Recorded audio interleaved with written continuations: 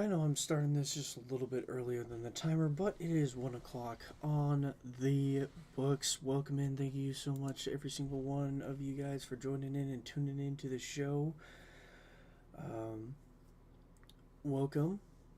I'm your host, Luke Boyd, host of the Luke Boyd Show, and really appreciate every single one of you guys for joining. This is a multicast uh, show, podcast, stream, whatever you want to call it. It is, going to everywhere. It's going to X, it's going to Twitch, it's going to our Kick, it's going to Rumble, it's going to YouTube. So thank you, every single one of you guys, for joining in. Got a big jam-packed show for you guys today. Got a bunch of different stuff to cover that we're going to be covering today. And before we get into anything else, happy Veterans Day. Thank you to every single person that is in the chat that is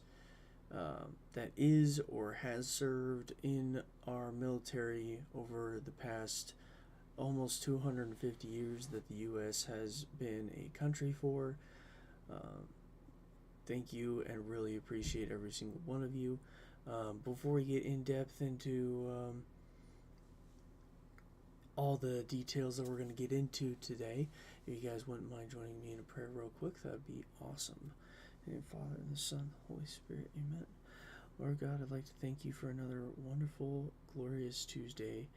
I'd like to thank you for giving each and every single one of us another opportunity to be alive and spread your gospel and the glory of your name to each and every single person that we meet. I'd like to ask that you bless and guide our thoughts, our words, and our interactions with each and every single one of us. And I'd like to ask that you continue to bless us through all these holidays, whatever we may be going through, and guide us as we pray. Our Father, who art in heaven, hallowed be thy name. Thy kingdom come, thy will be done, on earth as it is in heaven. Give us this day our daily bread, and forgive us our trespasses, as we forgive those who trespass against us. And lead us not into temptation, but deliver us from evil. Amen. In the name of the Father, and the Son, and the Holy Spirit. Amen. Thank you so much for joining me on that. And without further ado, we're going to get into a little bit of a recap from last night's game. I know I kind of predicted a little bit of a change of my score from last night, and it kind of didn't disappoint in terms of the fact that I was expecting that the defenses were going to show out. I wasn't expecting that there was only going to be 17 points scored by both teams. So that was kind of a little bit of a, I guess, a little bit of a drawback there. When I first was doing these scores heading into the weekend, I wasn't. I was kind of under the impression that the offenses of both these teams were going to absolutely dominate the entire game, and completely forgot about the stars of the defense. So, was completely wrong in terms of the score line there.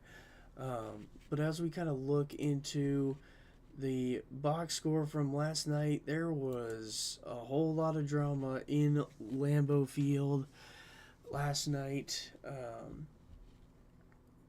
Have to hand it off to the Eagles last night. They were able to find a win, even though it was a low-scoring game, and nothing was happening in the first half, like, at all. Like, the defenses were stout. They were, having fun, and then all of a sudden, Eagles ended up finding a way to kick a field goal, and then that's basically a wraps. And what was the difference in this game? Jalen Hurts of the Philadelphia Eagles ended up going 15-26 for 183 yards, did not get sacked, and ended up throwing for a touchdown, and that ended up being one of the huge plays there for the Eagles. And then for Jordan Love, the quarterback of the Packers. He ended up going 20 of 36 for 176 yards. Ended up getting sacked 3 times. So that kind of subtracts a little bit of how many passing yards he ended up getting. But end of the day, both quarterbacks still played decently well in terms of not throwing a pick. So at least they were able to not throw it into harm's way. But a lot of pass deflections for the most part. So yeah, and then another difference maker was the difference in terms of rushing and passing, for that matter. The Eagles end up taking the advantage on both of those, but it looks like there were a couple of fumbles here. Let me go to the team stats real quick. Packers had the edge on first downs. It looks like the Eagles were a little bit more efficient on third down, if I'm doing the math in my head correctly, which I'm probably not, but even still. Possession was in favor of the Eagles, and turnovers were in favor of the Packers in terms of them losing the ball. So a little bit unfortunate for them, but wow, get a lot of. I'm trying to think. I'm trying to think about how else I want to cover this. Yeah, so the Eagles ended up having the edge in terms of total yards that they had, even though they had fewer plays. They were able to make use of every single play that they had because they had the edge on the yards. So was again not really much to speak of, and it looks like they just missed a field goal to tie the game to end up having it go into overtime, but was not meant to be for the Packers this weekend. Which I mean, if I'm gonna be honest, I wasn't able to see all of the game or all of the highlights last night because I was kind of working, so it was a little bit it was kind of at least the parts that I was able to watch, it was kind of one of those, oh man, he shanked it real bad. That's bad. Oh man. I'm trying to think of if there's any other news coming out of this game. I don't really think so. I don't, because I think, do I think that if Tucker Kraft were in this game, it was going to be a little bit different for the Green Bay Packers? Maybe, but I don't know. They ended up playing without Tucker, or they're without Tucker Kraft for the rest of the season because of an ACL injury. So who knows what's going to happen from here with the Packers? But I think the season is still kind of in good hands for the Packers because if you look at where they're at standing wise, I know this is kind of conference, so this is kind of tough for. Tough to see, but looks like they're just one game or maybe even a half a game behind the Detroit Lions and the Chicago Bears in terms of their division. Even though the Eagles weren't a part of their division, they still they still had a pretty good night, I would say. Even though they fell short by 3 points. Not a rough show for the Packers, but I will say in terms of the rest of the season, it's probably not going to be an easy road for them because they do have the Giants coming up this weekend, and then the Vikings. They still have to play the Bears twice, so that's going to be a good set of games for the Packers, I think. But if I excuse me, but if I were to kind of hedge my bets, I mean, they still also have to play the Vikings twice as well. So this is going to be an interesting final stretch of the season for the Packers. But if I were to kind of guess what their record is going to be before the season is over, or after the last game that they play, I should say, I would say they're probably going to win against the Giants. I would say they get the dub against the let's see. Let's say they get the split against the Vikings and the Bears. So that makes it that they're going to be 3-2. Uh, did they beat or did they lose? So they beat the Lions. So I'm gonna say that's an L against the Lions that time. So 3-3. And then they got the Broncos and the Ravens. I say they will probably. Okay, so if they even the score, so I'm thinking they lose to the Broncos, but they beat the Ravens. So they end up the season on a 500 run, which would make it that their season ends as a 9-7-1. And I don't know if that would make it that they would end up being. I mean, they would probably be in as the 7 seed, I think. But yeah, it'd be hard. It'd be hard to really. It'd be hard to really say if they would actually be on top of their division or not, because it really depends on what the rest of Detroit and Chicago's schedule is going to look like and well, um, how well those other teams play. Yeah, okay. We'll check out those chats a little bit later. Anyhow, getting myself distracted. But it was a solid game all around from both teams. Obviously, defenses were playing well, which is why it was a low scoring game. 17 points between both those teams, and Eagles end up getting the win, 10-7. As that game finishes out Week 10, and I think I mentioned it. Yes, I went 8-6 in terms of predictions, but my scores were.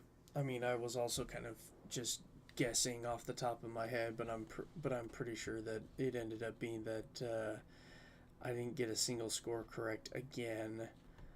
I need to do a better. I need to do a better job of just looking into all this stuff and making better predictions, because I mean, I thought I had better predictions going into that last week, but it was not even close. So let's see. With that in mind, other recaps from yesterday's games. We're moving into the NBA a little bit right now.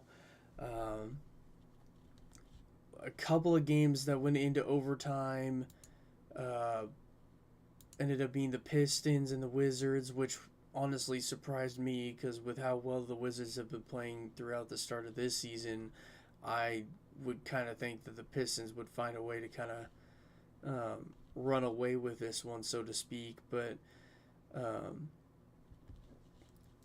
looking like it was an overtime thriller in Detroit. Excuse me. And another game that also went into overtime was the Heat against the Cavs, which this one I think I had predicted the Cavs to win, but the Heat ended up winning at home.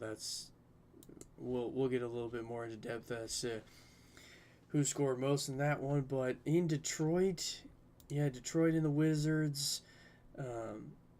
Top scorers from the Wizards to keep them in this game and end up, oh my goodness, CJ McCollum, you had yourself a night, dog. My gosh. But anyhow, top scorers from the Wizards from last night that ended up keeping them in this game and ended up going into overtime. CJ McCollum had 43 minutes with 42 points, 6 boards, 4 assists, 1 steal, 14 of 25 from the field, 5 of 10 from 3, and 9 of 11 from the charity stripe. So a huge night from CJ McCollum. Alex R ended up with a double-double at the end of the night after 37 minutes of play with 15 points, 15 boards, 2 assists, 1 steal, 2 blocks, 7 of 16 from the field, 1 of 5 from 3. So double-double from Sar, and still had like huge contributions across the board from him. And then top scorer coming off the bench from the Washington Wizards, even though they fell short, ended up being Cam Whitmore who, after 29 minutes of play, ended the night with 20 points, 2 boards, 1 assist, 2 steals, 6 of 11 for the field, 1 of 5 from 3, 7 of 8 from the charity stripe. So a huge night from Whitmore coming off the bench. Ended up being the second top scorer. Almost all starters of the Wizards ended up in double figures. Chris Middleton was the only one not in double figures, but he still ended up contributing in other ways with 3 boards, 2 assists, 3 steals, 3 of 10 from the field. So that's kind of why he was still um, under 10 points, but not having had he made a shot from 3 as well. That kind of held him back a little bit in terms of points, but nevertheless, they still ended up having key contributions into keeping this game close, even though they fell short of a victory in Detroit. Your top scorers from the Detroit Pistons ended up being a guy that we've been talking a lot in the very early going for the Pistons, who has once again keyed in Little Caesars Arena, was Cade Cunningham, who ended the night after 45 minutes of play with 46 points, 12 boards, 11 assists, 5 steals, 2 blocks, 14 of 45 from the field, 2 of 11 from 3, and 16 of 18 from the charity stripe. So his main key contribution was from inside the arc and at the charity stripe, but he ended up notching a triple-double in this game. I mean, kind of having it head into overtime kind of helped solidify that. But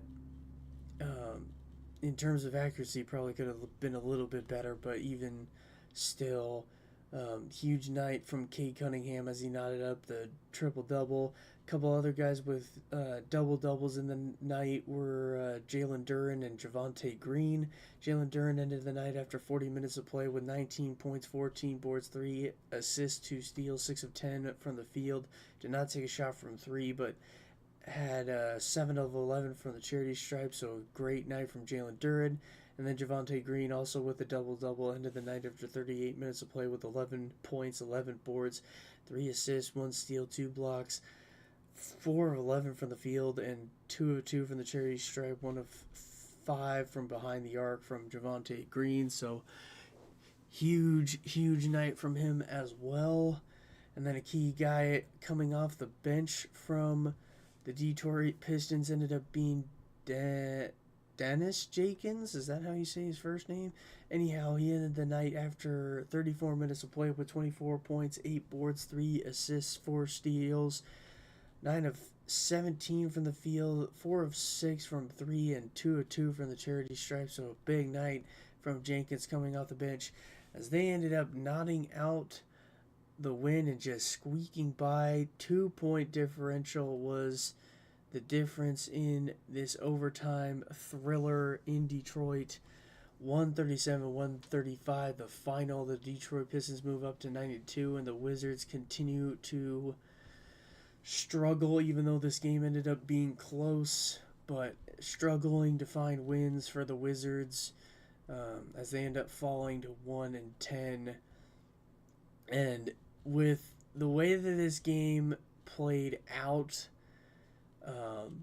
when we do our top 5 for the NBA, I'm gonna be kind of moving up the Wizards a little bit just because of this game. It might be a little bit of an overreaction in terms of how well the Wizards ended up playing last night and where I'm going to be placing them, but with how well they played, I think that they show signs of winning a lot more games. Maybe not as many as some people might think, but even though they're 1-10 and they were able to, keep this game close, I have a feeling that the Wizards have a lot more wins coming their way in the middle to almost all-star break edge of the season. Well, I shouldn't really say that because All-Star Weekend isn't until February, so I would say more or less as we get a little bit closer to whoever is making the in-season tournament bracket.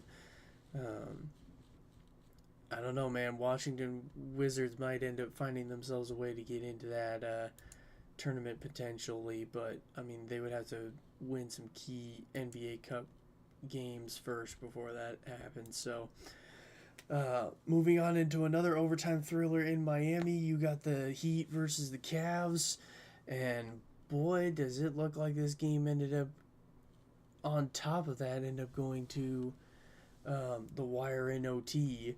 Um, not only down the stretch in the fourth quarter, but just down the stretch in overtime as well. Um, this game also separated by only 2 points. Both of them end up coming out of this 7-4.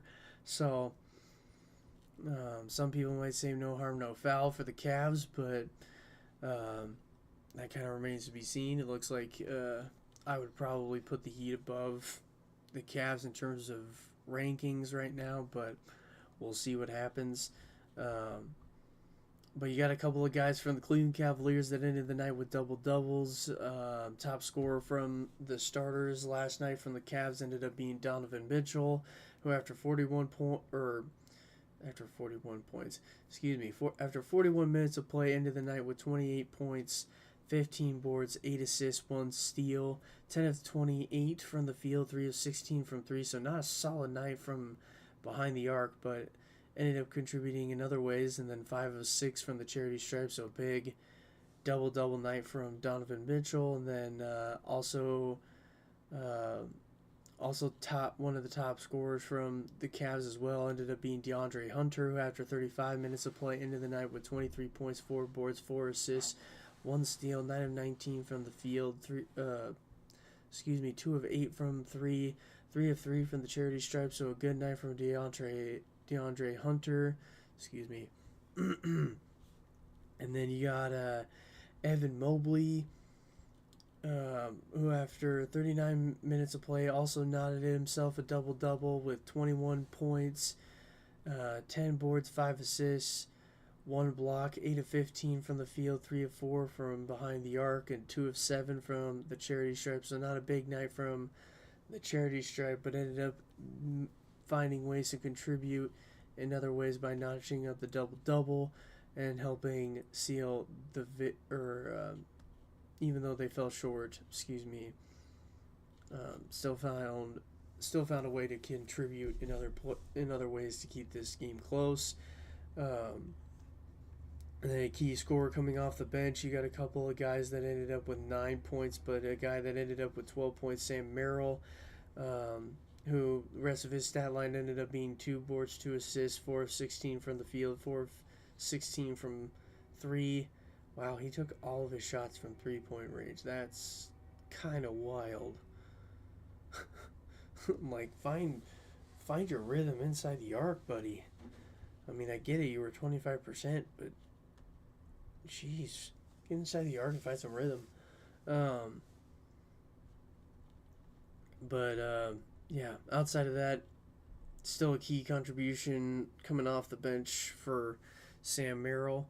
And then getting into the Heat stat line, you got your top scorer being Norman Powell, who after 39 minutes of play ended up with 33 points, 2 boards, 2 assists, 1 steal, 8 of 19 from the field, 4 of 9 from 3, and 13 of 14 from the charity stripe. Like, jeez. When 13 of your 33 points just come from the charity stripe, I mean, you must be balling out.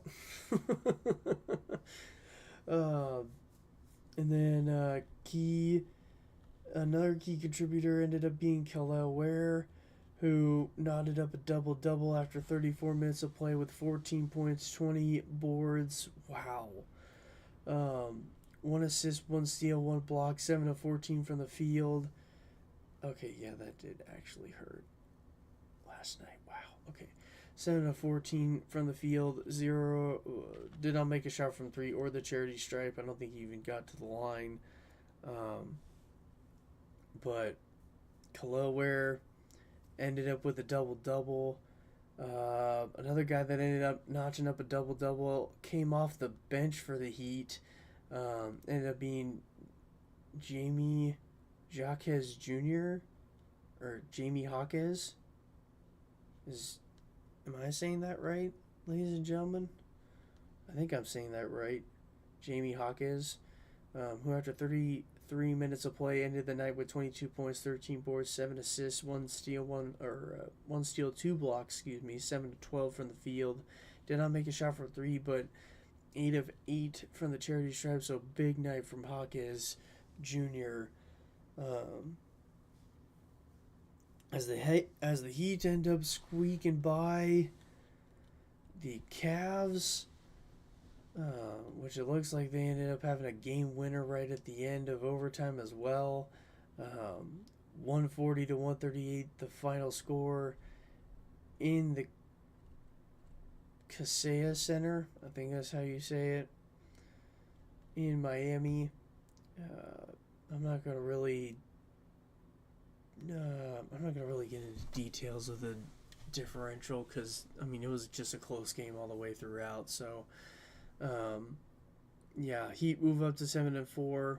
Cavs move down to on an alley oop inbound pass. Are you kidding me? Oh my gosh, that's crazy. That's crazy. Oh my gosh. That's insane. That's insane. Um, but yeah, huge night from the Heat as they take the win at home. But then another key game that I kind of knew was going to be close coming into this game, and this game was only separated by 4 points, ended up being the Bulls against the Spurs. Kind of watched a few of the highlights from last night, courtesy of NBA on YouTube. I was able to see some highlights and stuff like that, but this game was not very entertaining until the second half, if I do say so myself. Um, but my goodness, Wembanyama from the Spurs, man, he's still continuing to ball out, and having himself a really great start to the season, in my opinion. Um, I mean, Bulls have had a rough recent stretch, but anyhow, you get into the top scorers from the Spurs. We were already talking about Wembanyama. He ended up notching up a double-double last night as after he played 36 minutes, had 38 points, 12 boards, 5 assists, 1 steal, 5 blocks, 11 of 19 from the field, 6 of 9 from 3, 10 of 10 from the charity stripe, so a big night from Wemby. And then also some key contributors from the Spurs as well ended up being De'Aaron Fox, who after 37 minutes of play had 21 points, 4 boards, 5 assists. Nothing from the defensive stat line, but 8 of 14 from the field. 1 of 6 from 3, 4 of 4 from the charity stripe, so big night from De'Aaron Fox. And then Stephon Castle also had himself a night as well. After 32 minutes of play, had 19 boards, had 19 points, 5 boards, 11 assists, 3 steals, 8 of 8 from the field, 1 of 3 from 3, and 2 of 2 from the charity stripe. So a double night from Stephon Castle. So huge contributions there. And then you got key scorer coming off the bench ended up being Luke Cornett, who after 20 minutes of play ended up with 16 points, 7 boards, 2 assists, 1 block, 6 of 6 from the field. Like, that's nuts. And then 4 of 6 from the charity stripe. So big night from Cornett, as he helps the Spurs end up notching out the win in Chicago. And looking at the key contributors from the Bulls here, let's see, top scorer, if I'm looking at this correctly, ended up being Kevin Huerter, who after 33 minutes of play ended the night with 23 points, 5 boards, 5 assists, 1 block, 8 of 14 from the field, 4 of 9 from 3, 3 of 4 from the charity stripe, so a big night from Huerter. Even though they ended up falling short. And then you got another key contributor coming from Trey Jones, who also after 33 minutes of play had 20 points, 7 boards, 7 assists, 2 steals, 8 of 15 from the field. Did not make a shot from 3, but was 4-4 from the charity stripe. So a big night from Trey Jones as well, as he notched a 20 piece. So big night from him. And then a big contributor coming off the bench, and I think he was probably a top scorer from the Bulls at one point, because he had a big stretch where he was just knocking stuff down. Ended up being Dozumu. I think that's how you say his last name. I would love to be corrected wrong. I'm not. I'm not sure how to really pronounce it, so I'm sorry. But he ended the night after 33 minutes of play with 20 points, 2 boards, 5 assists, 2 steals, 1 block, 6 of 12 from the field, 3 of 5 from behind the arc, and 5 of 5 from the charity stripe. So a big night from Dezumu or Ayo, or however you want to, however you guys want to take a look at that. Excuse me. I'm kind of losing my voice, I think. But anyhow, and then also a big contributor who ended up notching up a double-double last night ended up being Jalen Smith, who after 21 minutes of play had 11 points, 12 boards, 2 assists, nothing from the defensive stat line, but 5 of 13 from the field, 1 of 4 from 3. So was able to contribute in other ways, even though his accuracy wasn't 100% on the ball. But the Bulls end up falling short. Let's see, 58, 53. So the Spurs end up outscoring the Bulls. Yeah, Spurs end up outscoring the Bulls in the second half by like 5 points, I think, and that's it. That's what ended up being the difference in this game. So, yeah, 121-117 the final. Bulls fall to 6-4 after starting out pretty hot to begin the season, and then the Spurs end up moving up to 8-2, and that kind of closes out the recap from last night. So as we kind of get into the previews from the games that are going to be coming later today on this Veterans Day, you got a couple of games that are going to be airing on Peacock. We're going to be kind of looking into, I think I'm just going to be going down the list here because we got a couple of games that are tipping off at 4:30. You got a couple of games tipping off at 5, and then a game at 6 and a game at 8 to close out the night. But it looks like we got a couple of key games. But to start out, you got Brooklyn Nets hosting the Toronto Raptors. And I haven't really been talking about the Nets all that much, and I probably should be talking about them a little bit more just because I think there's potential for somebody from that team to make the All-Star lineup for the first time. Let me just double check real quick so that we can kind of... where was it? Where is that name? Cam Thomas, I think was his name. Is he out or something?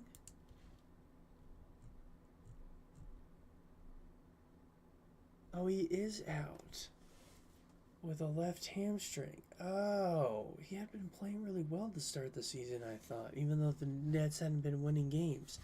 Anyhow, but it looks like for tonight's game between the Raptors and the Nets, you got the potential starters for the Nets coming into this game. You got Igor Demon,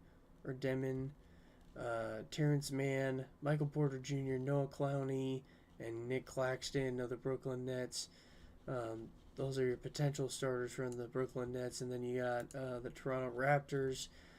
Their starting lineup coming into tonight is going to be Emmanuel Quickly, R.J. Barrett at the 2, Brandon Ingram at the 3, Scotty Barnes at the 4, and Jakob Portal at the 5. So, if anything, I'm as you could kind of see from this, I'm predicting the Raptors to kind of win this game. I would say probably R.J. Barrett, Brandon Ingram, and Jakob Pertl to uh, make key contributions, and then probably Grady Dick coming off the bench in terms of who I think are going to be making some key contributions coming into this game. The Brooklyn Nets, I mean, I don't really know too much of this team, and like I said, I haven't really been covering them all that much, but I'd be willing to bet you probably Michael Porter Jr. from what I've seen from the past from this guy. This guy's probably going to make hay a little bit.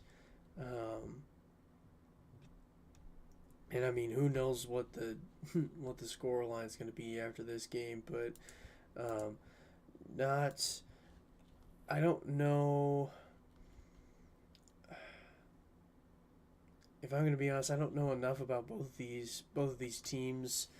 Um, yeah, I mean, I have seen some of the players on the Raptors play before in the past, but in terms of like the start to the season and how well certain guys have been playing, I don't entirely, um, I don't entirely know what to really expect coming into this. I don't really think it's going to be close. If it is, it's probably because Toronto isn't playing their A game. Um, but if anything, it's yeah. I think it's going to be sort of an interesting game by the Raptors, but um, we'll see. And I kind of am thinking that the Raptors are going to win this one. I mean, I know it's kind of going to be quick coverage of this one because I haven't really covered them all that much, but who knows? Maybe this game might be a little bit closer. We'll be covering them tomorrow in terms of a recap, so we'll see. But um, that kind of remains to be seen for both those teams. I mean, they haven't entirely been playing well either. Brooklyn Nets are 1-9 coming into this game, and the Raptors are coming in at 5-5. So looks like they've been having a rough stretch on rough stretch on the road and at home. So it's going to be interesting to see what happens. I mean, the Nets have yet to win a home game, so that streak might continue tonight. I'm kind of predicting that it's going to happen that way. Same with the matchup predictor, but I wasn't even looking at the matchup predictor or the injuries from both of these teams. But I will actually, you know what? Let's do this. So we're gonna kind of look into the injuries coming into this game. Like I was kind of saying earlier, you got Cam Thomas who's out with a left hamstring injury, and it looks like he won't be reevaluated until probably mid-December. It looks like, so he's going to be out for a foreseeable future.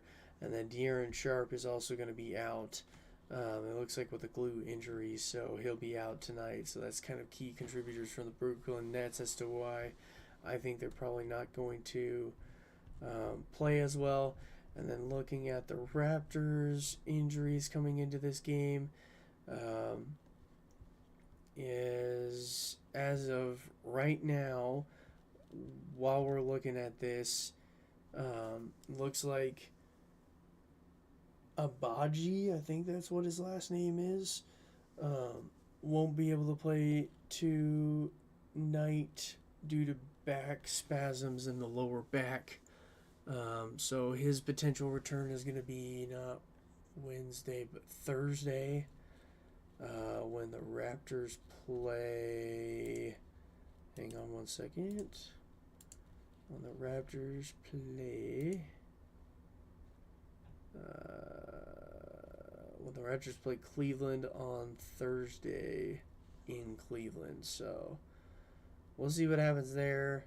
Um, I don't think there's much that's going to be coming out of that one for the most part. Um, but anywho, um, moving on into the next game that's going to be tipping off in the same window as the Brooklyn Nets and the Raptors is the Grizzlies going into Madison Square Garden in New York. Um, this one, again, not looking at injuries, not looking at matchup predictor.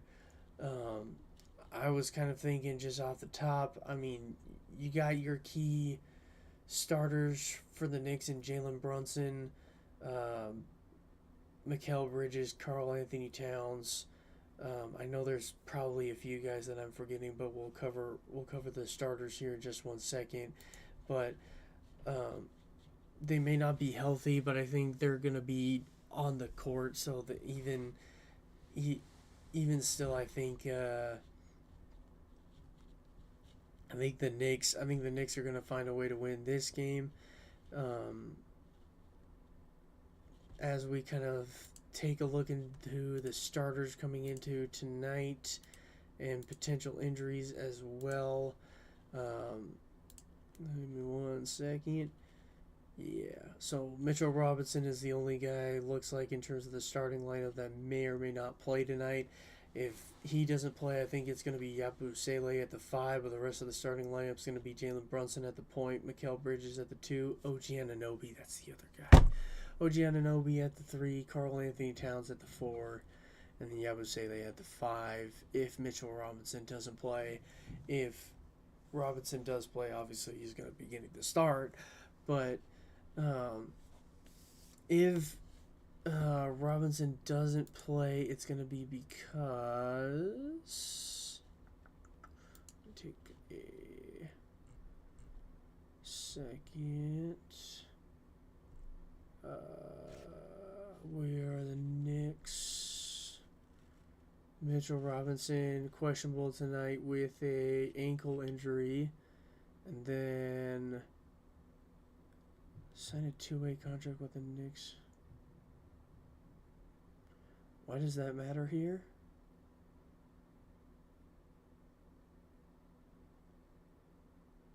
Kevin McCullough Jr. signed a two-way contract. Oh, it's probably probably a G League, probably a G Leaguer moving up or something. I don't know. I don't know all the details there, but I guess he's a key guy. That's also, yeah. I don't, I don't know all the details. Sounds like there's an injury though, but we'll see. Um, but yeah, Robinson could be in tonight, could not be in tonight. Who knows?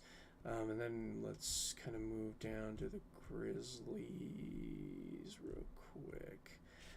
And as we kind of cover the Grizzlies, potential starters coming into tonight, with Zach Edey still out of the lineup, you got John Morant at the point, Contavious Caldwell-Pope at the 2, Jalen Wells at the 3, Jaren Jackson Jr. at the 4, and I would say probably Jacques Landale at the 5.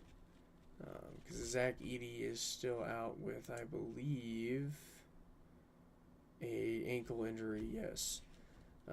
So a lot of key guys out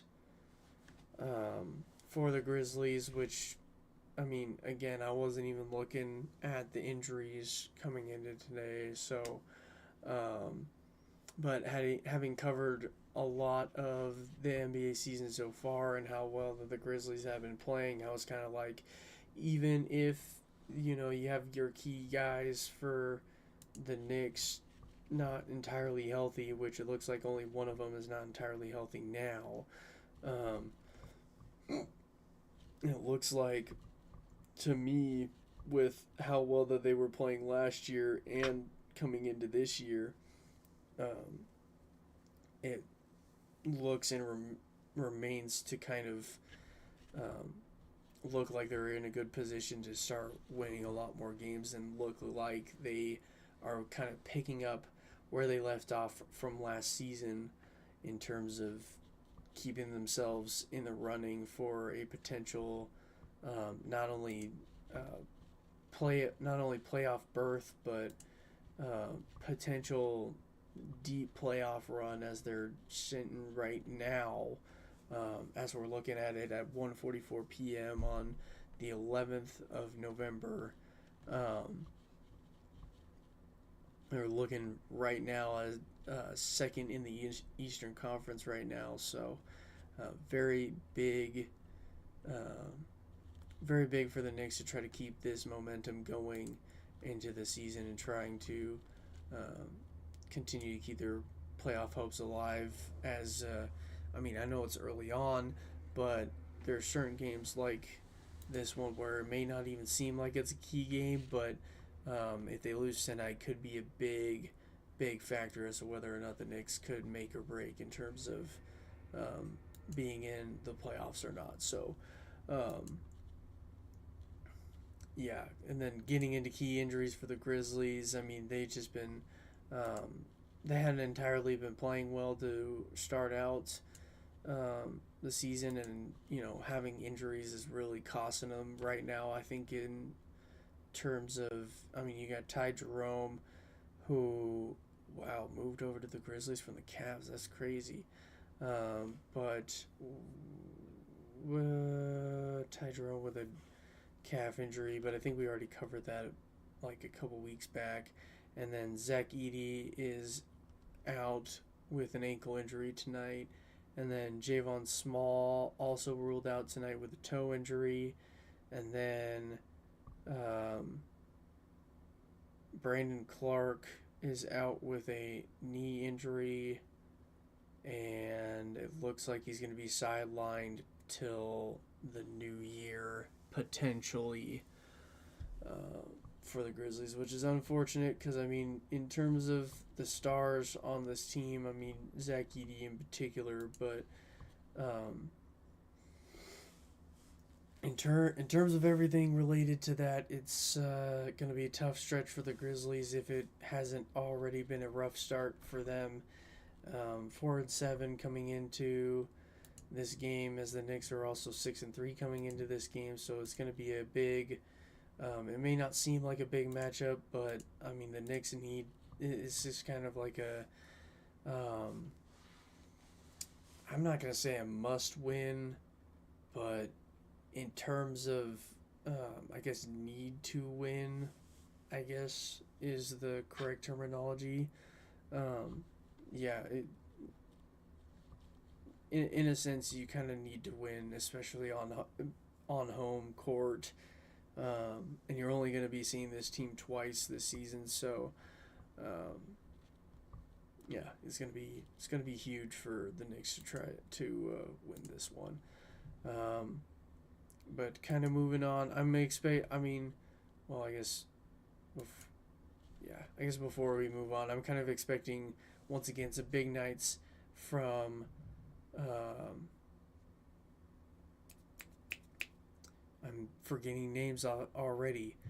Um, but um, yeah, so I'm expecting big nights from Jalen Brunson. I'm expecting big night from OG Anunoby, especially Karl Anthony Towns, because I mean you don't have, if you don't have Mitchell Robinson and you just have Cat in terms of that. I mean you could theoretically, if you were the Knicks, probably move him to the 5 to start, but I wouldn't. I don't know exactly what you would do. I mean, I'm not really the inner person in that lineup, so I wouldn't really know exactly how they're going to run the lineup if Mitchell Robinson can't play tonight. Um, but yeah, once again, I would look for big nights from. Obviously, I think John Morant's going to still show up and show out, but I don't know that the Grizzlies are going to have enough with John Morant to um, best off a basically stacked roster in the New York Knicks. Like, they got a stacked roster. Most of their starters are healthy at this point, and yeah, I would be shocked if the Knicks end up losing this game tonight, and I wouldn't be surprised that if they do lose tonight, it would be because of John Morant and KCP. In terms of like, it would be huge nights for them in order for the Knicks to kind of lose and basically not have any of their stars basically get into double figures, which I highly doubt. But I think all the starters are probably going to be in double figures to end the night. I would be willing to make a bet right now. Um, but anyhow, probably a couple of key matchups um, coming into tonight that get tipped off at 5 o'clock. One of them on NBC and Peacock. Um, you got the Celtics and the Sixers and the Golden State Warriors and the Thunder. I think both of these games are going to be really good games to watch. If you can watch both of them in like a side by side view or something like that, that would probably be like ideal, because I think both of these games are going to go down to the wire regardless of injuries and regardless of matchup predictor. Um, Obviously, I think Tyrese Maxey and VJ Edgecombe are going to be huge for the Sixers coming into tonight. Celtics, I believe it's Jaylen Brown if he's not injured. I think last I checked with the Celtics, he was still injured, but we'll get into injuries here in a second. And then obviously the Thunder and the Warriors. If Curry is in, this game is going to be a little bit closer than a lot of people might realize, I think. But if he is not in, look to the Thunder to just absolutely just clap the Warriors tonight. We'll see, but anyhow, getting into the potential starting lineup for the Celtics and the Sixers, as we kind of open this up for the away team Boston Celtics. You got Derek White at the point, Payton Pritchard at the 2, Jaylen Brown at the 3, Josh Minot at the 4, and Neemias Queta at the 5. So I would expect probably big nights from Jaylen Brown and Derek White. Probably a big night coming off the bench would be Sam Hauser and Anthony Simmons. Yeah, I would just say that it'd be pretty big nights from both those guys coming off the bench. I mean, the Celtics have been having a rough start, but that's probably because of the injuries from Jaylen Brown and I want to say, I don't know if it was Payton Pritchard or if it was somebody else, but there were a couple of key injuries to where it kind of factored into the win and losses between but in terms of how well the Celtics have been playing to start out this season. So a little bit unfortunate for them. But I think tonight, if I were to make a bet, I think this is going to be a close game. Oh boy! So having not looked into the injuries, I mean, even with these injuries, I still think that it's going to be a big night from Tyrese Maxey and VJ Edgecombe as we kind of look into the starters. You got in terms of potential starters, you got Maxey at the point, Edgecombe at the 2, Kelly Oubre Jr. at the 3, and then I don't know how they're going to run this, but I would probably say that they're probably going to go Andre Drummond at the 5, and then probably Trenton Watford or Adembona at the 4.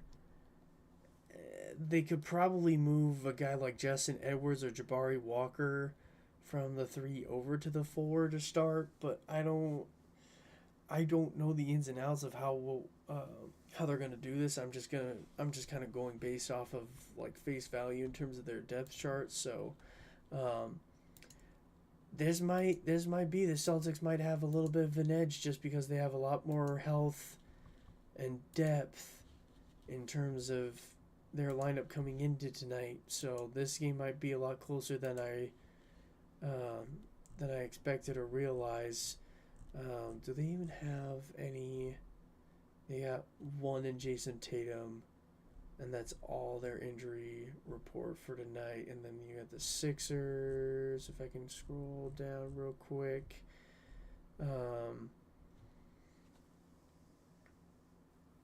Yeah, just Embiid has been riddled with injuries for the past few seasons. He just can't seem to buy an entire season where he doesn't get injured. Um, I mean, it looks like his estimated return date is 3 days from now, but um, still, he's going to be out tonight with a knee injury. It looks like you got Dominic Barlow out with an elbow injury, and then Johnny Broome out with a ankle injury, and then Paul George is out with a knee injury. So, I mean, huge. I mean, Paul George and Joel Embiid both being out, that's still pretty big. Not that neither of these other two guys aren't like stars, but even still, like just having a list of injuries is going to be crucial. So if anything, if I'm gonna be wrong about my prediction, or if any of my predictions are gonna be wrong tonight, it's probably gonna be the Celtics and Sixers game. Um, just because even talking about this, I don't know that VJ Edgecombe and Tyrese Maxey are gonna be enough to beat a very healthy Celtics team. It looks like.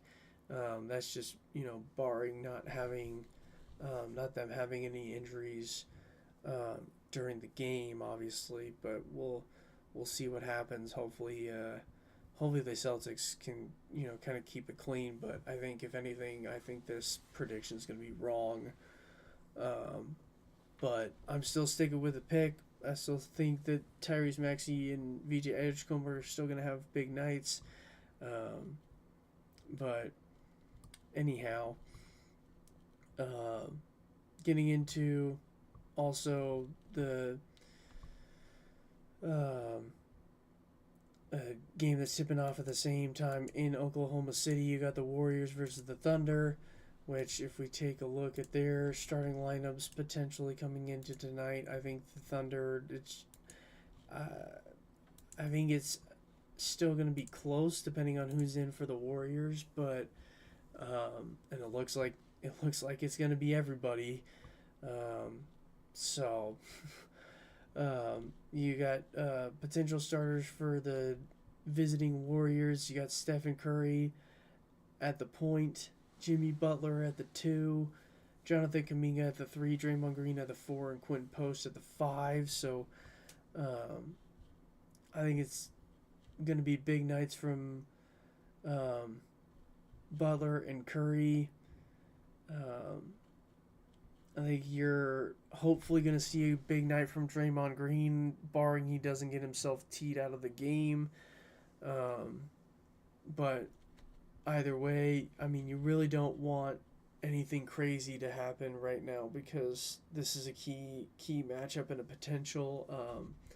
I would say, depending on how the Warriors play for the rest of the season, this matchup could potentially end up being a either like a division or even a conference finals, um, I guess matchup, if you will. Either like a quarter. No, excuse me. It would either be a conference semifinal matchup or a conference final matchup. Excuse me. Um, Not a division because the NBA doesn't call it division matchup. They call it semifinals and then finals, as if I remembering that correctly. Um, but anyhow, getting into the starters potentially coming into tonight for the Thunder, you got Shea Gildress Ald, Gilgis Alexander, Shea Gilgis Alexander at the point, probably Kassan or Ajay Mitchell at the two, Alex Caruso maybe at the three, because it looks like Jay Williams and Lou Dort are both out, and then you got Chet Holmgren at the four, Isaiah Hartenstein at the five, so uh, Jay Lynn and Jalen. Like, you got two guys with the same name in the lineup. Like, what? Anyhow, um, but even with that, I don't know why that makes sense. That really doesn't make any sense. I mean, you got all the starters that look like they're healthy for the Warriors, and yet what looks like an injury-riddled Oklahoma City Thunder. Yeah, I mean, granted they're hot coming into this game because they're 10-1, and I believe with the best record in the league coming into this game tonight. Yes, they do. But I mean, with the injuries, and again, I made this prediction without even looking at matchup predictor or injuries. I was just going based off of how well that the Thunder have been playing. So it's like, I mean, this game I think is going to be close. It could really go either way, but I mean, who knows? Um, yeah, it's gonna be interesting to see how well this plays out, and I don't I don't know. I just think that this game is gonna be close, but I don't really know if the pick that I have is actually going to win. But remains to be seen. I could be overthinking looking at the fact that there's way too many guys on the injured list for the Thunder compared to the Golden State Warriors, who only have one or two guys on that list. You got Al Horford, questionable tonight with a toe injury, and then Tuhei not. Wait, what? Oh, did I forget to refresh this page again? Oh, well, it looks like he went to questionable to being out. Okay, well, that was kind of a quick turnaround. Um, but yeah, I'm still kind of sticking with my pick, though, I think. Even though this game is going to be close, I think the Thunder are going to end up beating the Warriors tonight. I don't think it's going to be soundly, though. Um, yeah, I don't think it's going to be soundly. I think it's going to be close all the way through. I think there's potential for there to be for that game to go into overtime, but I don't know that I'd be 100% positive that that's going to happen. I know it's going to be close, but we'll see. But anyhow, before we get into the two games that are going to be tipping off in the later end of the day today, on this Veterans Day, I would like to just kind of once again thank you each and every single one of you guys for watching so far. This show is being multicasted onto a plethora of different platforms, and the audio is being downloaded to at least Spotify afterwards. I'm gonna have to try to do some research this upcoming weekend, try to see if I can get the audio recording downloaded to if you guys listen to podcasts on audio and stuff like that, to end up downloading it to just any platform that's a podcast platform, basically. So either because I've been able to do it on Spotify, so I'm hoping to be able to do it on like Apple and any other places that are podcasts. I'll have to do a little bit more research on that. But anyhow, it's being multicasted everywhere. If you are on any of those platforms and like the content that are or that I'm bringing you on a day-to-day basis from the time frame that I'm doing this show from, don't hesitate to head down, hit that follow button, and hit the like button on the stream that is airing right now. Yeah, because it really helps support the stream, and also, or the show I should really say. But also share this with as many people as you can, because this one's going to be fingers crossed, it's going to start or start building up a little bit, I think. And um, but also I am kind of mainly streaming from Rumble because I'm kind of using the Rumble Studio. I'm also using like OBS in terms of a stream like platform, if you will. Um, so if you aren't there already, head on over to Rumble because it's also one of the platforms that I know 100% is going to like stay like active for the most part because it seems like a lot of people are moving up over to Rumble now. I could be completely wrong about that, but um, for those of you that aren't there already, head on over to Rumble. It's one-stop shop not only for just myself, but for a bunch of other key um, guys. And I just refreshed and I just missed that guy's chat, but oh well. Um, kind of refreshing some of the other stuff right now. I kind of um, just for you guys' information, I kind of take a look at all the platforms and making sure that they're all still live and whatnot. So um, that's kind of why I'm like a little bit, I guess, distracted, if you will. But head on over to Rumble, one stop shop for not only myself, but you got Steven Crowder, you got Russell Brand, you got Vince, you got Dr. Disrespect, you got a whole plethora of streamers across the board. But yeah, if you're on all those platforms and haven't followed me yet already, hit that follow button and subscribe button if you're on YouTube.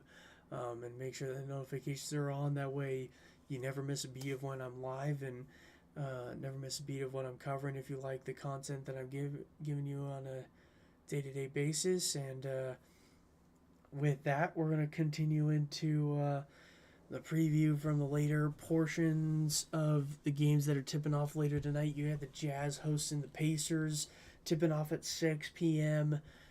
Pacific Standard Time, I believe, and that would be 9 p.m. Eastern Standard Time. Main thing that I want to kind of key in on is the fact that, I mean, the main reason why I made the decision of what I made in terms of, who I think is going to win this game is just the fact that the Pacers haven't really been playing well in their turnaround from making the NBA Finals last season. So this was kind of a key, I guess, a key factor, if you will, in terms of the decision that I made. And again, not even looking at matchup predictor, not even looking at injuries and stuff like that. I still think that the key stars from both of these teams are still going to play well. Obviously, um, if I were to be willing to bet, I would probably say that Lauri Markkanen of the Jazz is probably going to have himself a night. I mean, you got all your starters from the Jazz all healthy. Your potential starters from the Jazz are going to be Keontae George at the point, Svai Mikhailuk at the 2, Ace Bailey at the 3, Lauri Markkanen at the 4, and then Yusuf Nurkic at the 5. So, I mean, you got Markkanen at the 4, who I think is gonna have himself a big night tonight. I think, especially if the Pacers continue to have the stretch that they've been having in terms of just not having really good games at all. Um, so, um, I mean, Markkanen's also been having a big start to the season in terms of his like individual contribution. So, I think he's still gonna have that continue into tonight, even though the Jazz haven't really been winning games as of late. Um, oh my gosh, they did. Hold up. Hold up. I'm sorry, breaking news from 35 minutes ago. Oh my gosh. Oh my gosh. The Mavericks just fired Nico Harrison. What? Can I take a look at the article, please? What? What?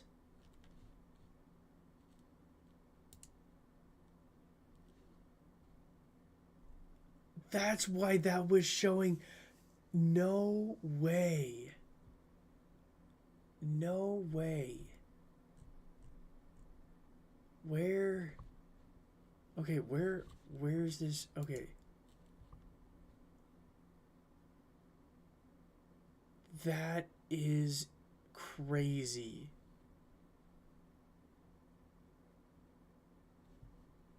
This was made at 10:29 a.m. Eastern Time, which would be 7 oh, it was 7:30 a.m. Pacific Standard Time. So this isn't entirely breaking news, I guess. But wow. Okay, I guess that's okay. We'll get a little bit more into that here in a minute, I guess, because that's huge. Holy cow. No way.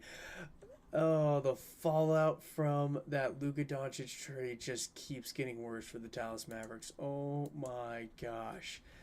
Wow. But anyhow, um, getting back into this game again. I think the Jazz are still gonna potentially win this game. I'm sorry, I completely distracted myself from that, and I just totally did not realize that that was gonna completely happen. I just thought that that was just on a whim, like a headline for some reason. Um, but your potential starters coming into tonight for the Pacers, you got injured Nemhard at the point because Tyrese Halliburton is still out. You got Ben Shepherd potentially at the two because I think Benedict Mathurin is not going to be playing tonight. Same with T.J. McConnell. It looks like. Um, yeah, this team has just been riddled with injuries to start out this season too, which doesn't really help their case in terms of a 1-9 start. But um, I think anyway, continuing into the rest of their potential starters, you got Aaron Neesmith at the three, Pascal Siakam at the four, and then Isaiah Jackson at the five. Um,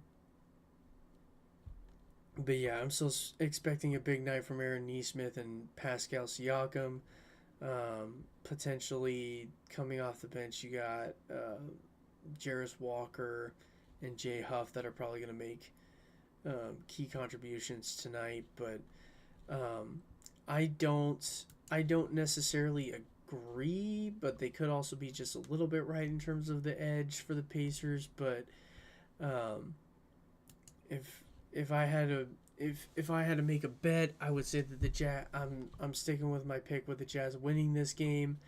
I think with the Jazz's starters all being healthy for the most part. I mean, they do have injuries on their bench for sure, but um, it's I wouldn't I wouldn't be surprised if the Jazz end up coming up with a win tonight just because of the fact that um, the main core it looks like for the Jazz right now seem to be healthy um, and ready to play tonight, um, whereas the Pacers still have a ton of injuries across the board outside of even Tyrese Halliburton, um, which is nuts. Um, yeah, because they just have a long list of injuries that have been plaguing them to start the season, and I don't know if it's gonna get better tonight. But you got T.J. McConnell out tonight with a hamstring injury. I mean, it sounds like that he's questionable, but who knows? That may end up changing. He might not end up playing, but uh, he may not be able to play tonight, and it looks like by their depth chart, he's probably not going to be able to play. But um, we'll see. I think T.J. McConnell also has that wherewithal to be like, hey, if I'm in any capability of playing, he's gonna want to play. Um, Talon Peter also is on this list. Says he's listed as questionable with a groin injury. So, um, and then we kind of already discussed Benedict Mathurin and the rest of their um, lineup. Um, Obi Toppin looks like underwent a surgery to place a screw in his right foot. Ooh, yikes. Holy cow. Like, what has happened with the Pacers from this turnaround? Like, oh my gosh. Ah, I feel so, I feel bad for the Pacers, but I feel like from like an outside perspective looking in, this is kind of like a um they could kind of look at this season without like their key stars, especially Tyrese Halliburton being out. They could kind of look at this season as like a, hey, here's potential to potentially get like fresh talent, one, and then two, like even potentially just like have like some of their like bench players have a little bit of fun and play some of these games. You know what I mean? Just because of the fact that just it's it's just rough for the Pacers right now. My goodness. Um, but also looking into the injury report from the Jazz as well, you got Kyle Anderson out with a back injury, Kevin Love out with. Don't get me started on this. Don't get me started on this. Kevin Love is out resting. Do not get me started on this. But you know what? Fine. If he's gonna be out for resting, that's whatever. And then Gorgie Jang is not playing tonight due to a foot injury, and then Taylor Hendricks is also out with a hamstring injury, according to Ben Anderson, and then Walker Kessler.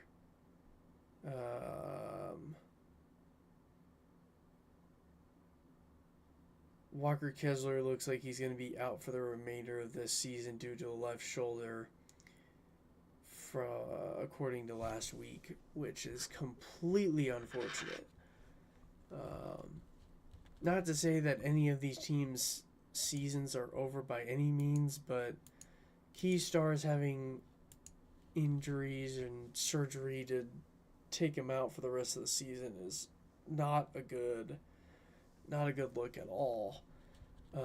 But at least in terms of tonight, I think the Jazz are going to find a way to get the win. And then the final game to tip off tonight at 8 p.m. Pacific Standard Time. That would be 11 p.m. Eastern Standard Time, also on NBC and Peacock, and the NBC Peacock doubleheader. You got the Nuggets versus the Kings. I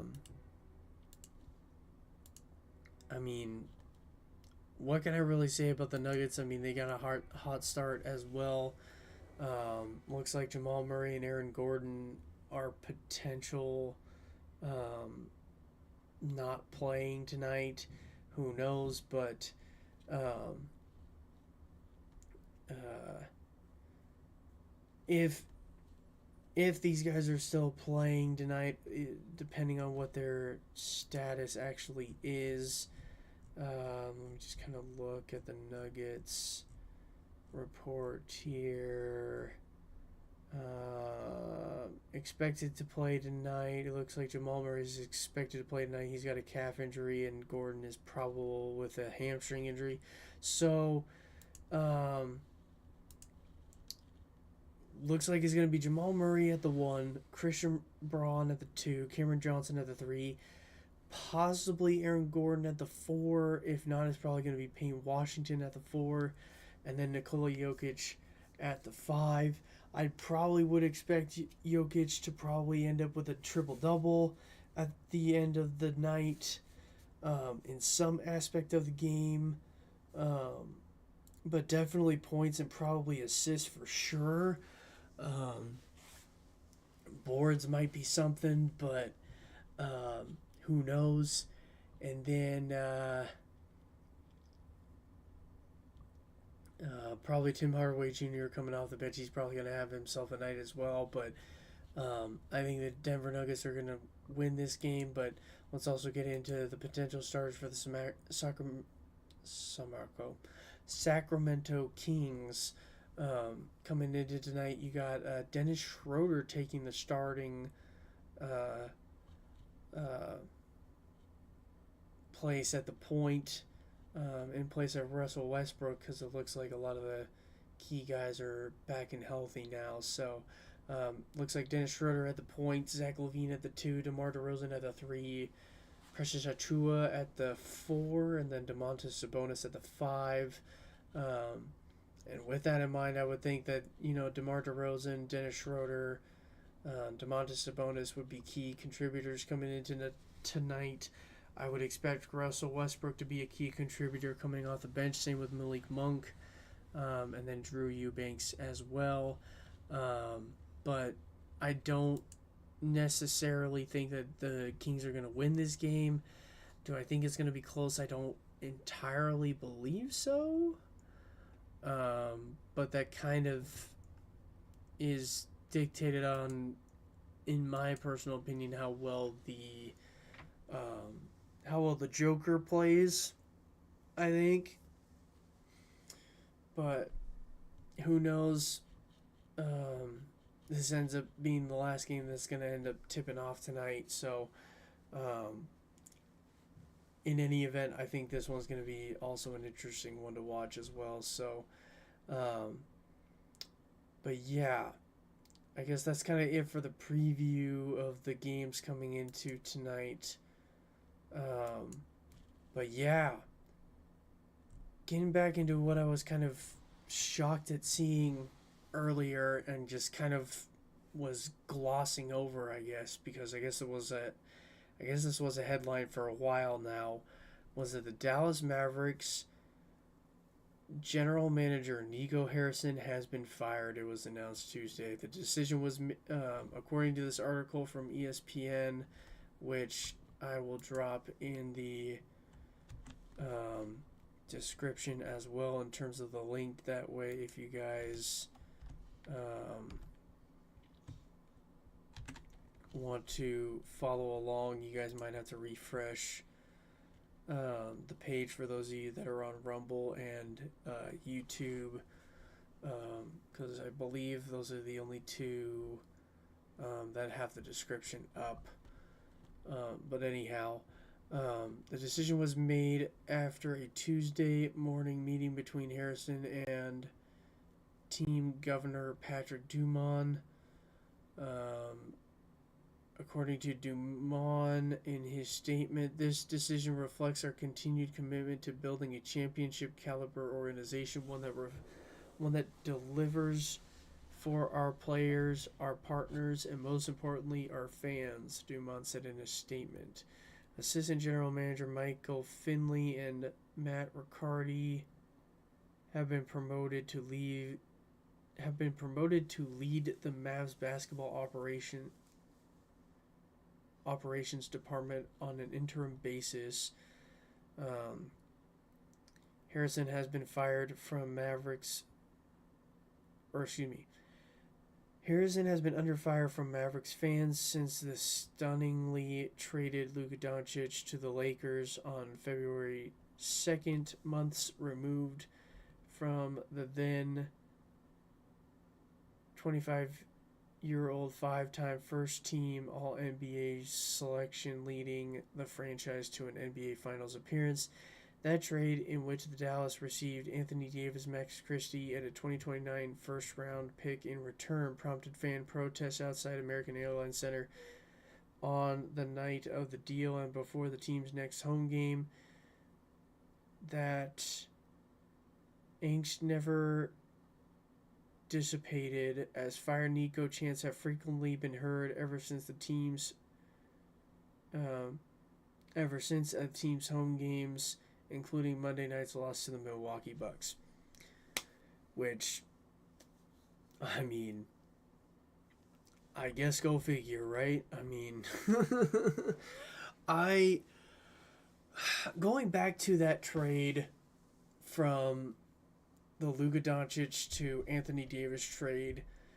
Obviously, it was a trade that was kind of out of nowhere. Um,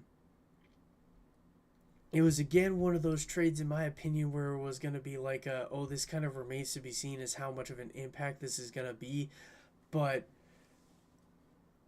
I still don't, I still don't understand why they made that move when they made that move. It's even in the even in the fallout now with where they're sitting at in the standings, which is not great.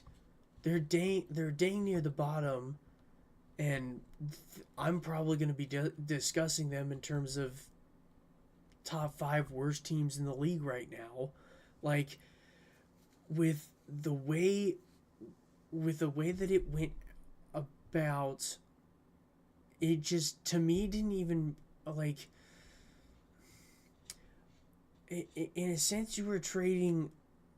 At the time, I had thought, okay, maybe you were trading a star for a star in Anthony Davis and Luka Doncic, but I think my I think when I was talking to my dad about it, like he made it clear that it's like, okay, you wouldn't be trading your best player though for a guy who I wouldn't say was riddled with injuries, but like ever since he got to the Lakers wasn't really showing out to be at a level that would be worth, in my personal opinion, that trade.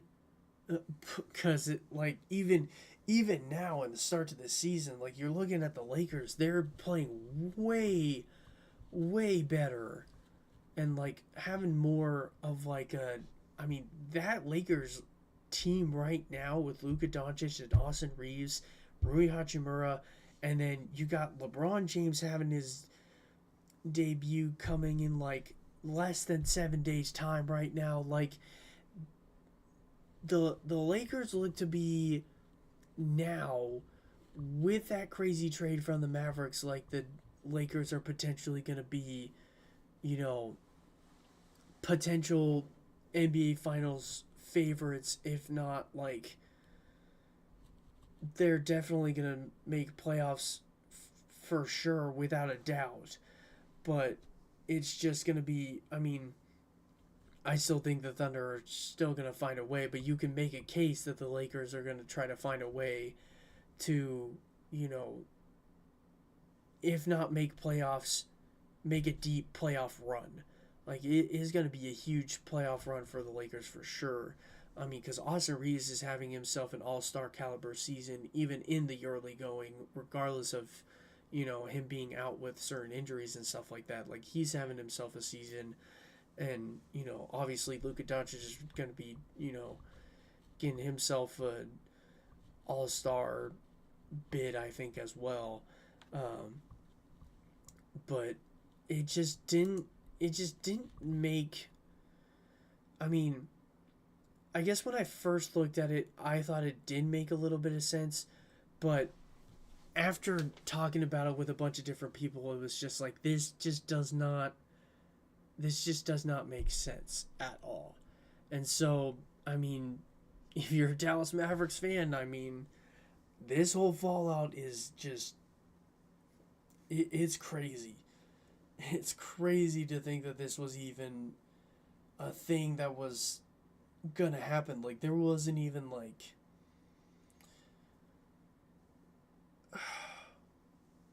and I guess the other part of it too was I don't think they wanted to. I mean, I think maybe part of the thought process was they didn't want to like pay. They didn't want to like make a major pay to Luka Doncic maybe, and then just have like it end up going bad for the Mavericks that way. But I think this ends up being just absolutely worse for the Dallas Mavericks. I mean, we're not gonna. I don't think I really need to cover the rest of this article. It's just, I mean, it's pretty exclamatory at this point. I mean, if you want to take a look at the rest of the article, I put the link to the article in the description so you guys can take a look at it. But um, I just, I mean, I seen those headlines when I was looking at all the other games and stuff like that. I was kind of confused as to why that would be a headline, but then now this all makes sense. Now this is all starting to click together and making sense. So I don't. That's such a crazy, crazy move, and we're not even halfway through the NBA season right now. Like, this is just nuts. Um, but anyhow, keeping the theme with um, with the NBA, we're gonna talk top five. We're gonna talk bottom five here momentarily, and I'm gonna see how much of this has changed here in just 1 second. As we kind of look here. Wow, and it looks like the Nets might have moved themselves up. Well, no, no. I think in terms of the bottom, I think well, maybe the Pelicans might have moved themselves up a little bit, maybe, but we're not hitting the right tabs. Luke, come on now. Anyhow, um, but we're gonna discuss top five here real quick. Let's see. I'm gonna do this just a little bit differently, I think, because I think if the finals were to happen today, nope, that's not that. Let me just move this over. No, move that over here so it's a quicker transition here. Wow. If this is kind of a huge shift from last week, in terms of the Eastern Conference, because it looks like the Sixers and the Bulls move themselves out of the top five, and I think we got a new team or two in the top five from the Eastern Conference. I think, yeah, we got the Pistons and the Knicks making their way potentially into the top five here. Um, so I think as of right now, obviously just kind of looking at how well these teams have been playing, and I mean you could also make a case I think for, I mean not the Bucks anymore, but yeah, definitely not the Bucks anymore. But you can make a case for the Heat, I think, to be in the potential conversation. Where are the Sixers right now? Sixers are at 7, so yeah, they've kind of dropped a little bit. But when it comes to top five coming into this week, especially, I'm gonna do this a little bit differently because I think in terms of a Western Conference matchup, oh, right now it'd be some really, really good matchups, but I would say it would be the Thunder against the Spurs, and I think the Thunder would beat the Spurs, but not only beat the Spurs, I think the Thunder would still win it all, and I think they're close enough to repeating a second time, even though they got that one loss. In terms of an Eastern Conference matchup, I think it would be the Knicks against the Pistons, and it's tough. It's tough to say. Well, in terms of who's gonna win, it's really gonna be the Pistons, I think. But yeah, I think it would be a Pistons versus Thunder NBA Finals matchup. I think the Spurs, if I were to go head to head right now, I think the Spurs have the upper edge against the Knicks. But my my drawback a little bit is the fact that the Knicks, like all the Knicks starters right now, are healthy. So um, that I think is going to be like a where I kind of draw back just a little bit. So in terms of the top five, going into this, I have the Thunder at number one. I have the Pistons at number two. Spurs at number three. Knicks at four. And then I would probably say that you can make a case for a bunch of different teams to be at number five. But for right now, I would say I would I would give my edge just a little bit to the Denver Nuggets, who also have a lot of key starters that are still healthy for the Nuggets, but also they've also been playing well in the early going, as we kind of head into as we kind of finish out the first month and head into the second month of the season, for this NBA season. And then so that's my top. That's my top five. At number five, we got the Nuggets. At number four, we got the New York Knicks. At number three, we got the Spurs. Two, we got the Pistons, and then one, you got the Oklahoma City Thunder. And then going to your top five worst teams in the league right now.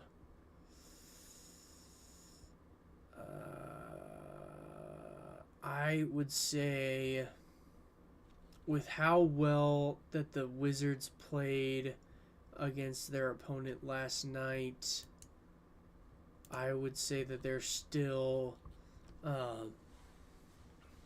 I would say that they're still pretty good. I would even make the case that I think that they're at number five.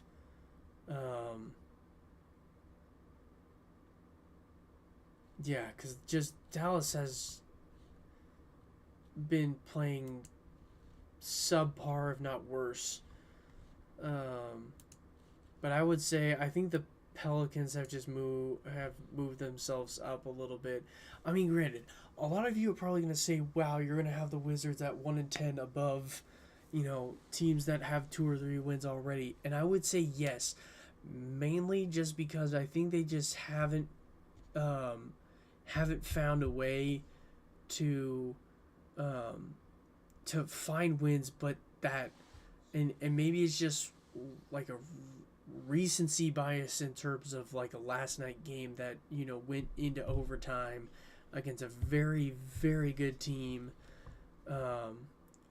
If I remember correctly, kind of refresh this page real quick so I can see what we're looking at here. Let me go NBA.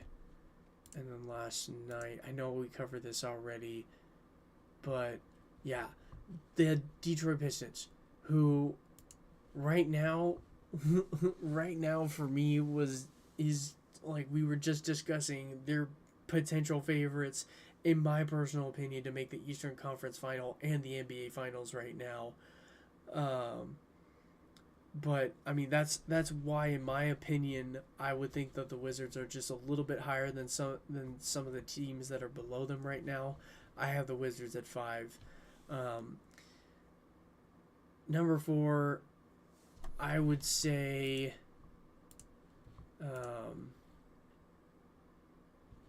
number 4, I would say the Mavericks. They just fired their GM, as we were kind of discussing earlier. They just have not been playing well in the early going.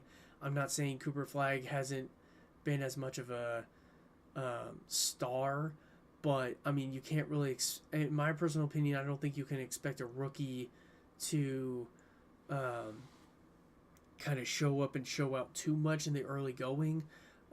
Granted, again, it's still early, but I would be willing to bet you that the Dallas, like, Cooper Flag and the Dallas Mavericks are not like, the turnaround isn't going to be as insane, I don't think. But I think also that the Mavericks, they'll find a way to win against probably teams that are in this bubble. But outside of this bubble, it's like an unknown in terms of how well they're actually going to play. Especially since they still have a lot of their key guys injured as well. Like Kyrie is still injured. You got Anthony Davis injured. Max Christie, I think, was injured at a point. I don't remember if he's still injured or not, but Anyhow, um, I got Mavericks at 4. Pelicans I put at number 2.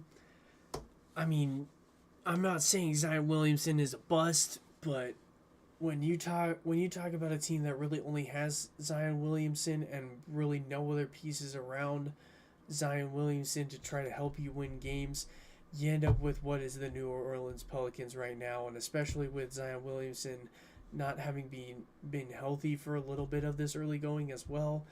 Um, I got the New Orleans Pelicans at third worst team in the NBA right now.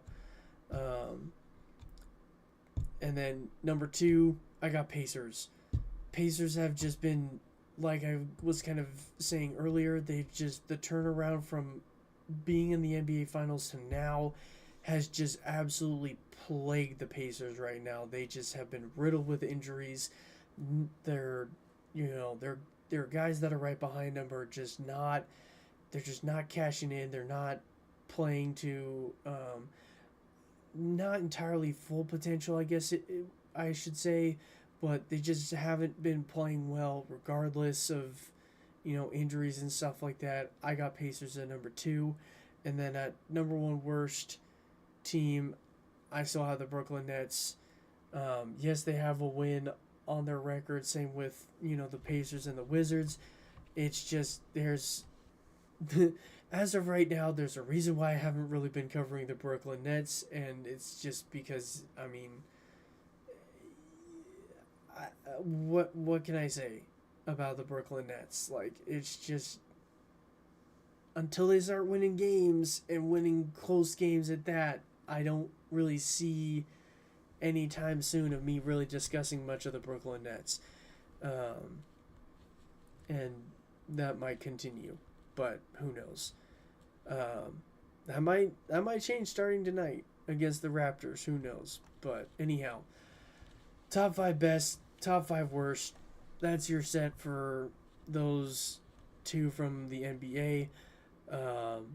We're gonna get into top 5 from the NFL and top 5 from, or excuse me, top 5 and bottom 5 from the NFL teams as of today, and kind of how I'm looking at this. Let me just look at conference real quick. I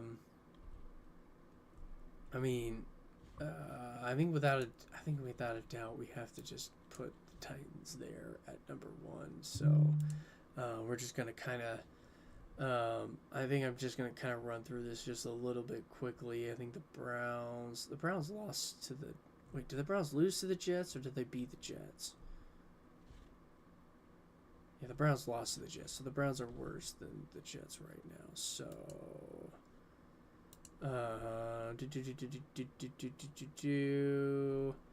I would say, I mean, the Saints just have not been scoring points though. That's where my disconnect. I mean, they also fired Brian Dable too, so I mean, I would say Browns, and then Saints, and then Raiders, and then Giants, something like that.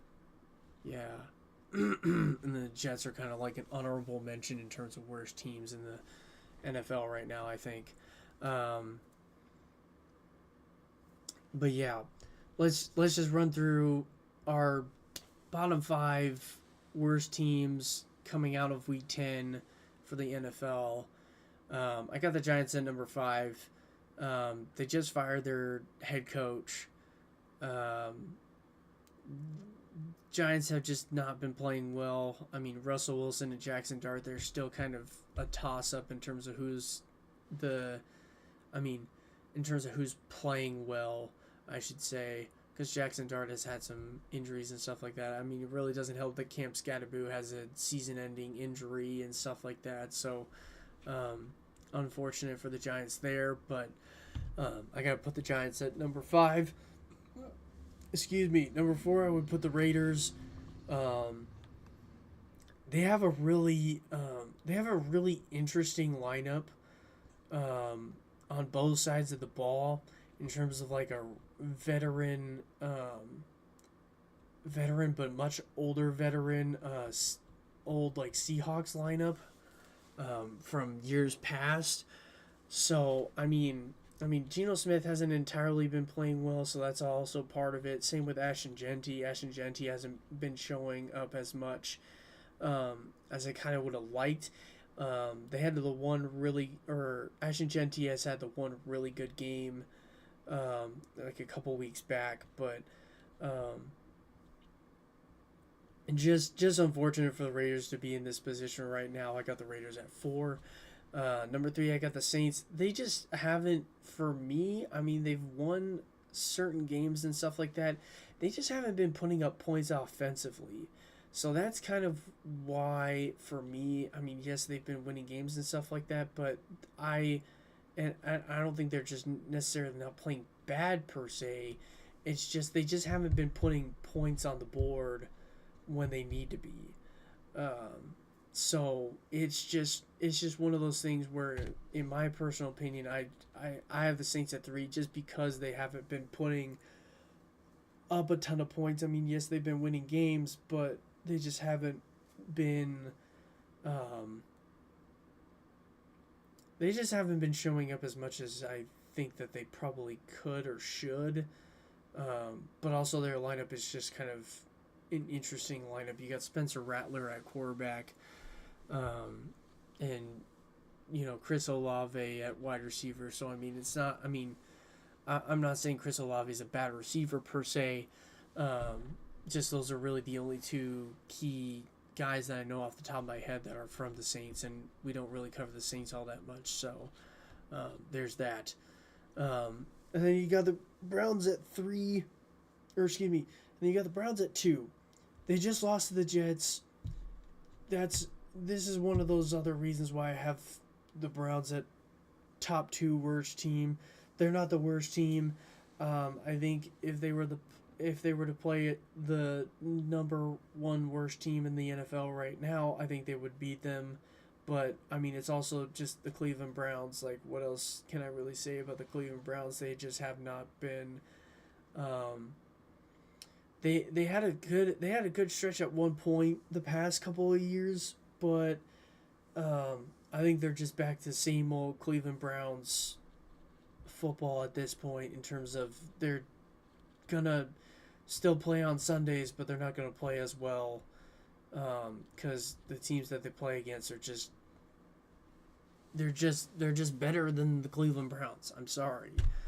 And then I think number 1, without a doubt, has to be the Tennessee Titans right now in terms of worst team in the NFL.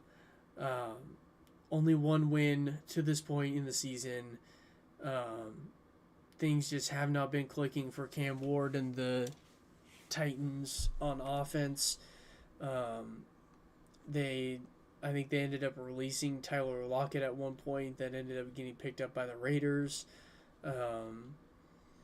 And so it's just things have not been going well for the Titans at all. Moving into the top 5, coming into week 11. I'm going to do this a little bit differently from what I've been doing in previous weeks. So yes, the records are going to be coming into play, but I think I'm going to do this a little bit differently in terms of what I think the Super Bowl matchup is going to be, what I think the conference matchups are going to be, and then in terms of who loses the conference matchups, in terms of a head-to-head, who I think is going to be better. So, in a sense, yes, I think the Eagles do have a little bit of an edge. And maybe this is just a little bit of bias. There might just be a little bit of bias on my end coming into what I think this potential matchups are going to be. You know what? I'm going to go for it. I'm just going to say I think it's going to look a little something like this. I'm going to start off and say that I think the Broncos at number 5 best teams in the NFL, I would say it's the Denver Broncos. They've they've been showing up and showing out. Bo Nix has been playing well. I mean, they had the really key comeback win against the New York Giants. Like it's a huge set a huge amount of games that they've been winning. Bo Nix has been playing well. I don't think he's been playing at an MVP caliber to this point of the season, but I think if you were to put them into head-to-head matchup against the Colts and the Patriots right now, I think the Colts and the Patriots just have a little bit of an edge against the Broncos right now. That's just kind of how I see it right now. I got Broncos at number 5. Number 4, I got the Indianapolis Colts. Yes, I think I'm downgrading them just a little bit here, but I also think that they're going to be in the AFC. I think they're going to be in the AFC Conference Championship come postseason because Daniel Jones has been playing really, really well. I think he's been playing at an MVP caliber level, even though they lost a previous weekend to the Steelers, and they won recently against the Atlanta Falcons in an overtime thriller in Berlin. I mean, with what they're doing coming into this, so to this point in the season, I think they have potential to make the conference championship against what I think is the number 1 team right now in the league, which we'll kind of dive into the number 1 in a second. I got the Colts at number 4, making the conference championship, but falling short of a Super Bowl appearance. Also, moving into number 3, I got the Philadelphia Eagles at number 3, making the NFC Conference Championship, but not winning against the number 2, against a team that is at number 2 right now. Though they match up really, really well against each other, and I think it's going to be a huge, huge game for both these teams. I think both these teams are going to make the NFC Conference Championship, but I think the Eagles, with how well that they've been playing against some of the other teams this season, I personally put the Eagles at number 2, even though they have been playing well. Or excuse me, I got the Eagles at number 3. Excuse me, number 2 in the NFC right now. But I think they're going to fall short in the NFC conference against who I have at number 2 best team in the NFL, which is the Seattle Seahawks. Seattle Seahawks at number 2. They've been balling. They've been rolling. Jackson Smith and Jigba is completely balling out for the Seattle Seahawks right now. I mean, you got Sam Darnold, who is coming off of a really good season from last year with the Minnesota Vikings and continuing to move the needle in terms of he's still playing well coming off of that great season last season, and making it to where it wasn't a one-off.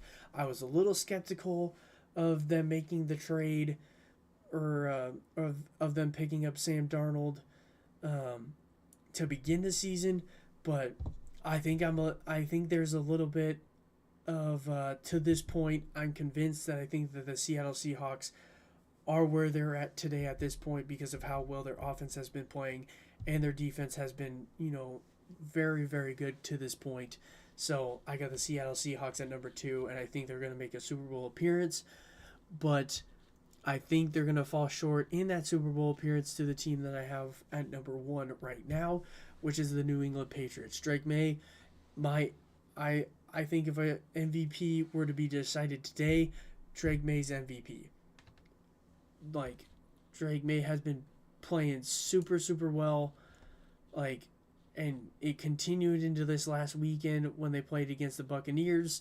Yes, they only won by 5 points against the Buccaneers, but it was still, still a huge, huge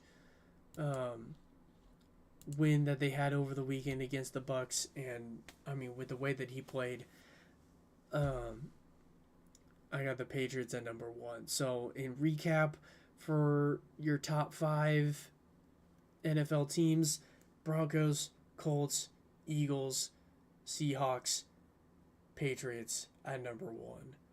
So, with that, um, I think that's going to do it for this today, unless if we have any chat to look over. I think I missed a chat from Kick, so I do apologize. If you are still in the chat on Kick, if you mind resending whatever it was that you sent earlier, that would be awesome. But if you are in any of the other platforms, if you guys want me to cover something real quick before I call it a show, I'll try to get your chats in real quick before I call it a stream. But yeah, I mean, what do you guys think? What do you guys think of my top five, bottom five of both teams? Like, what do you like? What do you dislike? I mean, what is it that you guys want to discuss? I don't know. I guess I'll do a little bit of a spiel here. If you guys continue to, or if you guys are liking what I'm doing, in terms of a stream, don't hesitate to wherever platform that you're watching it from to go down and hit that follow button. If you're on YouTube, hit that subscribe button. Make sure the notifications are on, so you guys continue to get notified of when I'm live. Like it says in the description, though, I am going to try to continue to stay consistent and stay live 1 p.m. to 3 p.m. Monday through Friday. That's Pacific Standard Time. If you're on Eastern Standard Time, it's going to be 4 to 6 p.m. Eastern Standard Time. So there's a little bit of that. And then I guess outside of that, I think that is going to do it before I send you guys off, though. If you guys wouldn't mind joining me in prayer real quick, I'll send you guys off onto the rest of your guys' Tuesdays, and I hope you guys have a great rest of your Veterans Day if you guys are enjoying it from home. I unfortunately have a little bit of work that I got to do for the job that I have, but I hope you guys have a great rest of your Veterans Day. So, yeah, let's do it. In the name of the Father, and the Son, and the Holy Spirit, amen. Lord God, I'd like to thank you once again for another wonderful Tuesday. I'd like to thank you for allowing me this opportunity to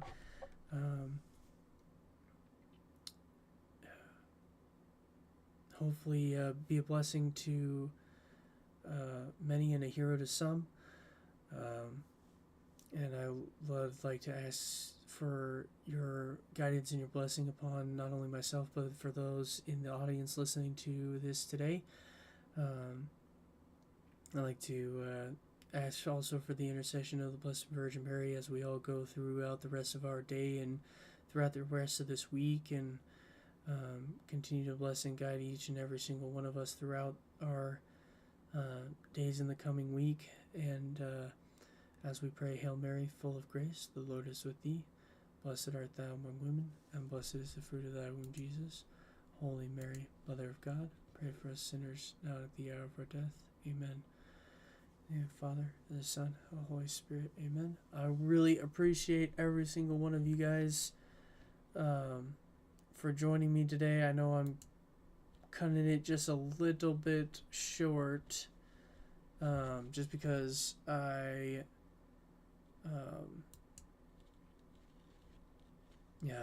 kind of have to skedaddle out of here as soon as it hits 3. So, but yeah, if you're on any of the other platforms that aren't Rumble, head on over to Rumble. You can download the Rumble app on any of your favorite smart devices, either phone, tablet, smart TV, any of that other stuff. Yeah, I'm going to be live again tomorrow. I'll catch you guys later. This is where I cut it off, so I will see you guys tomorrow, same time, same place. really appreciate every single one of you guys for tuning in, and for those of you that have been helping me out through all of this as well, thank you so much. Um, we are almost at episode 20, ladies and gentlemen, so really appreciate every single one of you guys. So I will see you guys tomorrow. Peace out. Thanks so much.